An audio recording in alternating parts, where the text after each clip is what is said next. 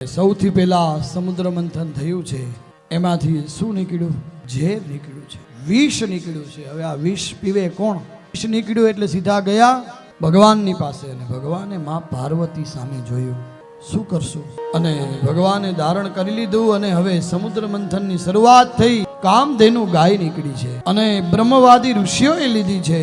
ઉચ્ચશ્રવા નામનો ઘોડો નીકળ્યો, એ બ્રહ્માજીએ. એરાવત હાથી ઇન્દ્રને આપ્યો, કૌસ્તુભ મણિ શ્રી હરિને આપ્યું, અને પારિજાત વૃક્ષ દેવતાઓએ રાખ્યું, અપ્સરાઓ દેવતાઓએ લીધી, અને મદિરાઓ છે ને એ દૈત્યોને આપી. લક્ષ્મીજી પ્રગટ થયા, શ્રી હરિને વર્યા, અને છેલ્લે અદ્ભુત પુરુષ ધન્વંતરી છે ને એ પુરુષ છે. ઘણાના પ્રશ્ન થાય છે આવા બધા, અને એ અમૃતનો કળશ લઈને નીકળ્યા છે, પ્રગટ થયા છે ત્યાં સમુદ્રમાંથી.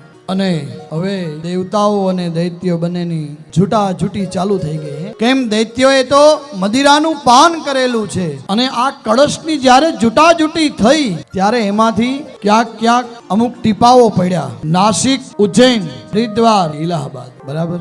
એટલે ઇલાહાબાદમાં, પ્રયાગમાં 4 જગ્યાએ કુંભ મેળો થાય છે.